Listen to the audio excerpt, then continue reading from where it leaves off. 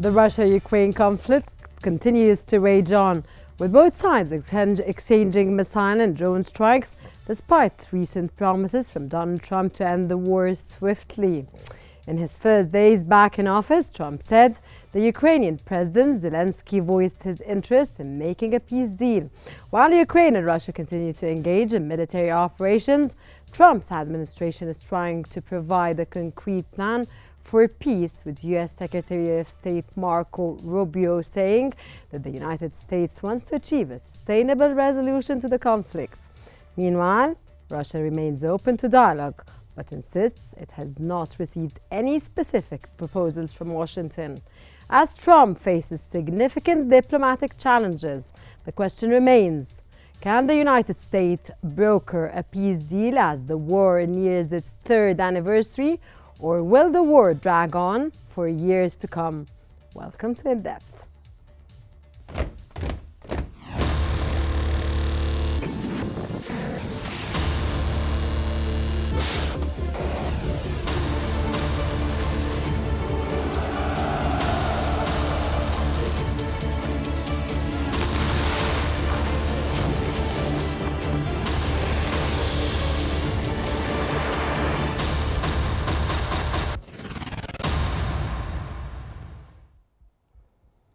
The Kyiv Independent has reported that newly appointed Secretary of State Marco Rubio stated that the Trump administration aims to achieve a sustainable peace in Ukraine, ensuring the war with Russia does not restart in a few years. Rubio emphasized the importance of a stable resolution, with both Ukraine and Russia needing to make concessions. He also acknowledged the war's devastating impact, especially on Ukraine's infrastructure and people. Rubio also highlighted the ongoing stalemate, with Russia facing significant losses and a major economic toll. The newspaper added that although Trump previously promised to end the war quickly, his team now recognizes the complexity of the conflict.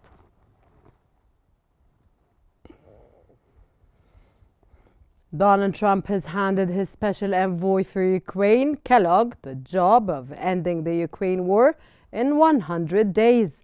Almost no one thinks he can do it, reports the Street Journal. The report also highlighted that deal-making with Russian President Vladimir Putin will be far more difficult than Trump promised on the campaign trail. While he said he would end the war before he took office.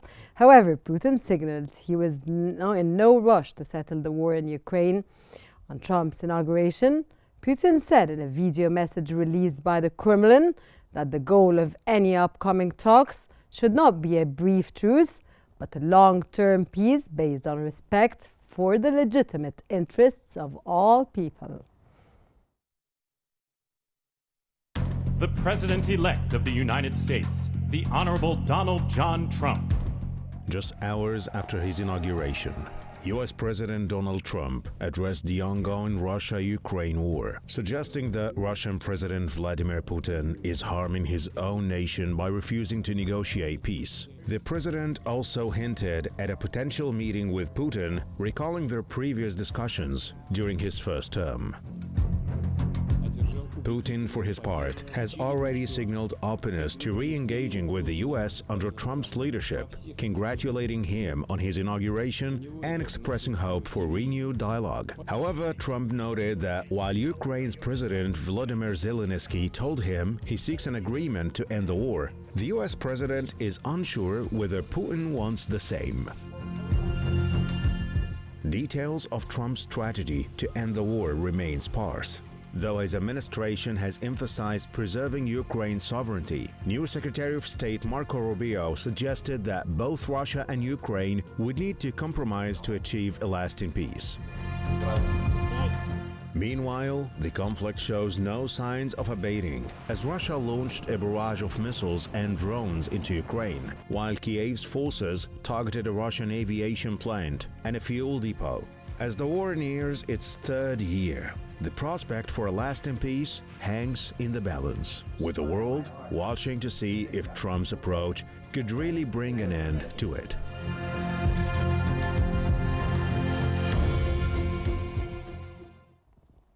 And for more analysis, we are joined from Moscow by Olga Krasniak, a professor of international relations, and from New York, Mr. Ahmed Maharim, a writer and political analyst.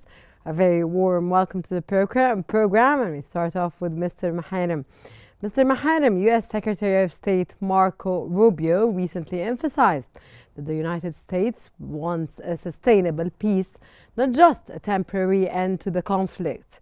What does sustainable peace look like in his context, or in this context, sir?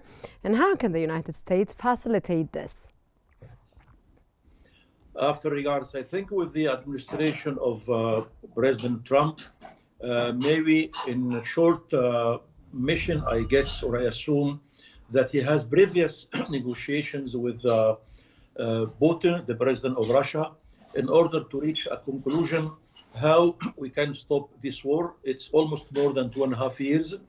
None of the American or the European countries are able to see on the future ground something can happen more than what happened now.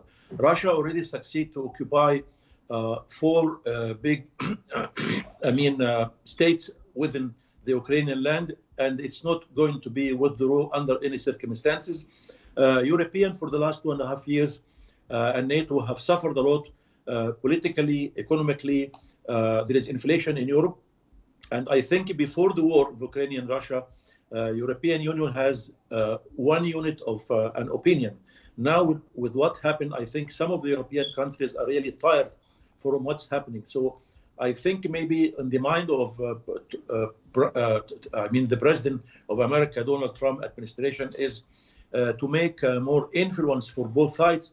But I think his personal relation with the Russian president, plus his always talking about America cannot defend European with only 1% of the global income of each country. That's not enough. He is enforced to them that they have to pay more. They have to share the cost of defending their countries. So I think there is some kind of negotiation. We'll reach that this kind of war has no meaning, and it has to stop with the help of America.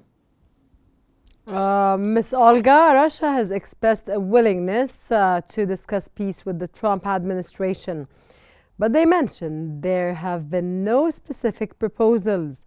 What do you think Russia is waiting for from the United States before entering negotiations or starting negotiations?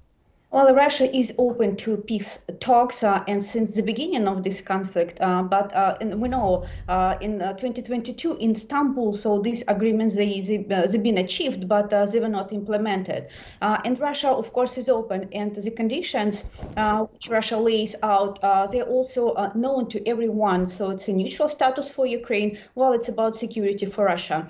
And in this case, so Russia would not expect, or maybe Russia doesn't wait any suggestions from the United States, because we understand it's our security and just only we are responsible for our security on this global perspective. But what we might expect from the United States, it's about to end this financial and military help to Ukraine, because without this, Ukraine definitely is not capable to fight, just to do anything.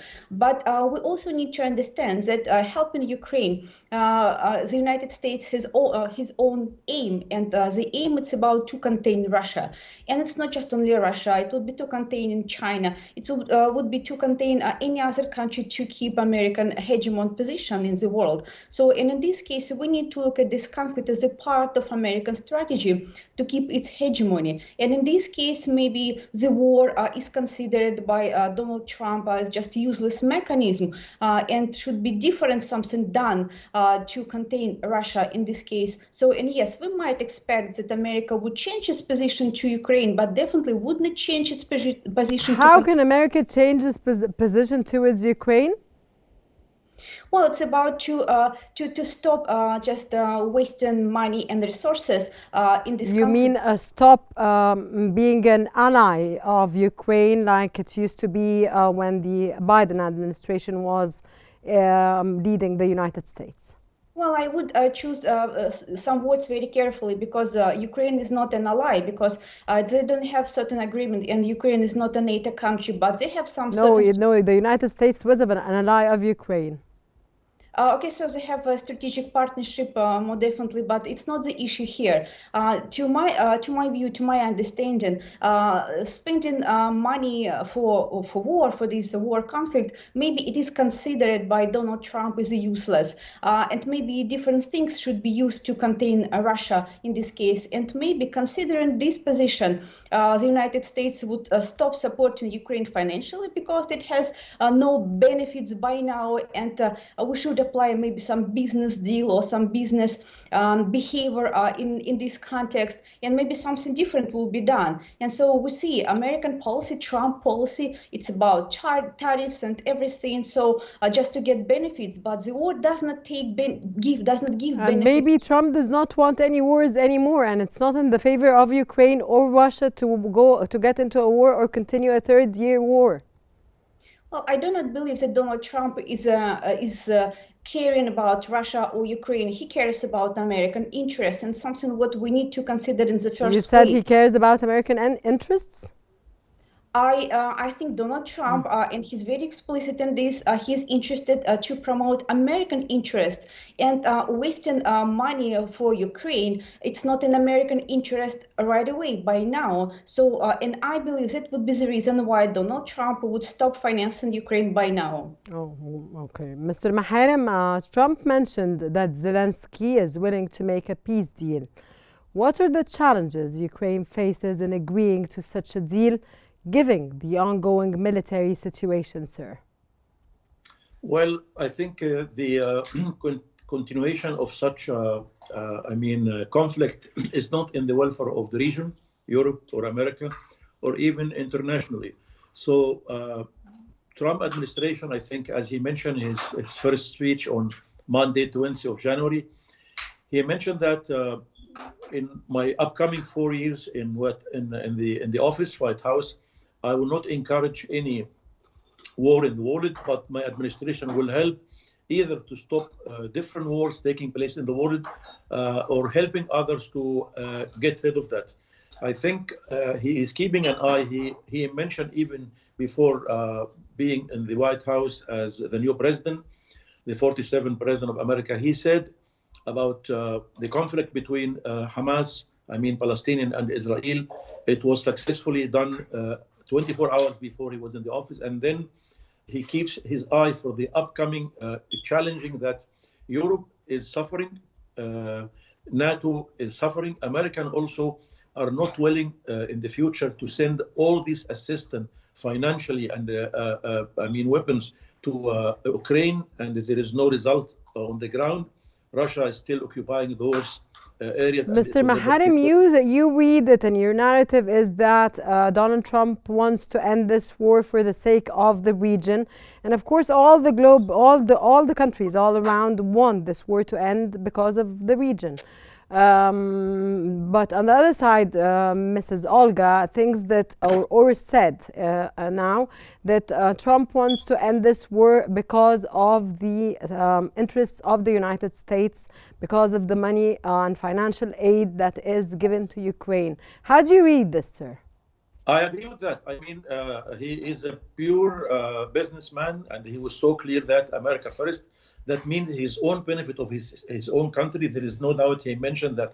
But again, if the gas problem supply to Russia, from Russia to all European is a big issue, if the supply of different products, foodstuff, grain to the world has made a big difference in prices, and all the countries are suffering, especially third world countries, Africa, Middle East, Asia. I think if Mr. Trump is trying to help in ending this war, nothing wrong if it is going to be in the welfare of the American people as well. Exactly, sir. I'll go back to Ms. Olga. Ms. Olga, Trump said on Tuesday he would likely impose sanctions on Russia if Vladimir Putin refuses to negotiate about ending the war. How would this threat impact the potential negotiations? Well, I believe it's no threat for us at all, because Russia is the most sanctioned country now, and we see the impact of sanctions. We have certain impact, but the most important thing, so we are a resourceful country, and we have the sanctions back, or at least we adapted to the sanctions, and we built our own alternative. Sorry to interrupt you, but you mean it wouldn't be worse? No, it's not going to be worse, so definitely. Because the sanctions, it's not only the result of this conflict in Ukraine, it's the result of American policy to dominate the world, to sanction Russia, to have trade wars with China, to have tariffs against Canada or Mexico. So it's a part of this bigger picture. So sanctions against Russia, it's not just only because of Ukraine, not at all. It's just because to contain any other countries, it would be a competitor to the United States. Okay, Mr. Maharem, Rubio mentioned that both Ukraine and Russia will have to make concessions for peace. What concessions do you think are realistic for both sides to make, especially given the current military and political realities, sir? I think compromise, if we came back 2.5 years ago, what was the main reason that the battle started is European countries were trying to support Ukraine to be a new member in the NATO. That seems like will never happen, because if we look to the other side, does America will agree if Russia or China can come to the American neighbor in Mexico and make some kind of... Mr. Maharem, sorry to interrupt you. Is Donald Trump okay with the NATO alliance at this point as we talk? Come again, please. Is Donald Trump okay with the NATO as we talk? I think he has to make a new strategy with the NATO. He would like them to pay a different kind of cost, and that's happened also for his first period. But with that kind of pressure, I think if he still remember and keep an eye that America first, but Europe, it's not going to be his usually strategy or historical allied as before. The way he is talking about seems like, I think, some kind of compromise has to come within the European countries, either to withdraw and make this battle end by all means, or will never happen that any kind of success or improving to the situation will happen to Ukraine.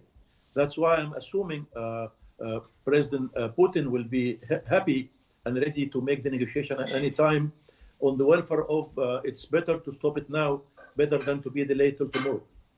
Okay, Ms. Olga, U.S. Secretary of State Marco Rubio noted that the United States aims to ensure that the war does not restart in a few years.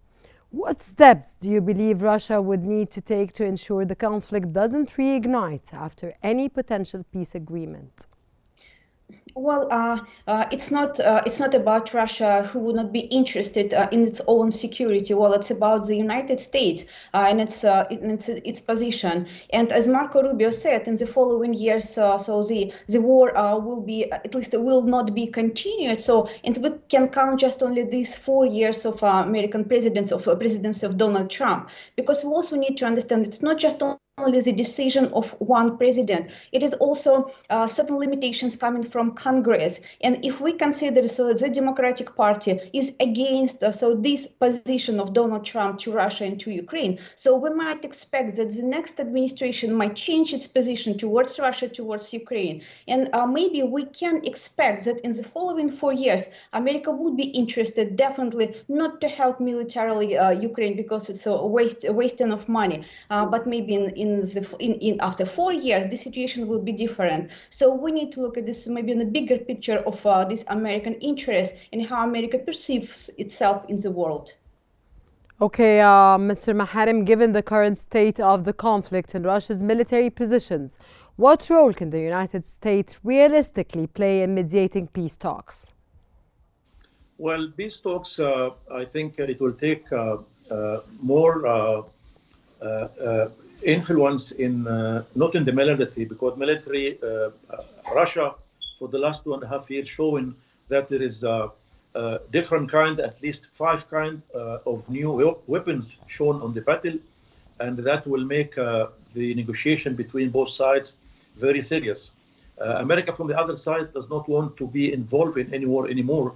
Economy and cost of the war will be the main element, I think, between all sides, because as a conclusion, how much money have been drawn from American economy to this kind of conflict for the last 2.5 years plus the cost of weapons as well. And the result actually does not show that any development will happen from the side of Ukraine. So it must have a kind of deal to be immediate, find a solution tomorrow. It's better to have it now. Ms. Olga, Putin's recent conversation with Xi Jinping shows strong coordination between Russia and China. How might this geopolitical alliance influence Russia's stance on peace talks with Ukraine at this point? Well, I would not say that China is somehow involved in this conflict. Well, it's not involved. It's not involved.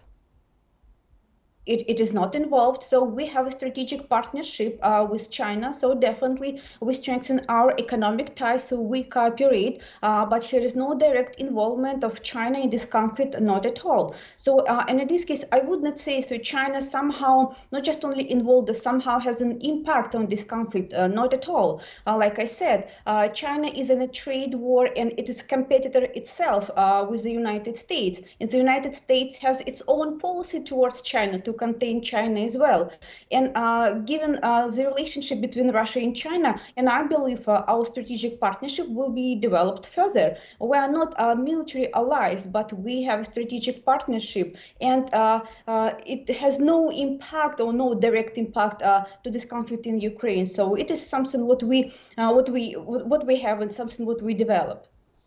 Okay, Mr. Maharem, in light of Rubio's comments on the devastating impact on Ukraine's infrastructure and people, what role do you think the United States should play in rebuilding Ukraine post-conflict, and how can it support the country during the ongoing war, sir? Well, I think from the administration point, Mr. President Trump would like to show a new phase and a new effort that America is supporting peace around the world and helping as well somehow, European countries to get rid of that conflict. Plus also it's very important with him as an American to have some kind of peaceful time between America, Russia and China from the other side.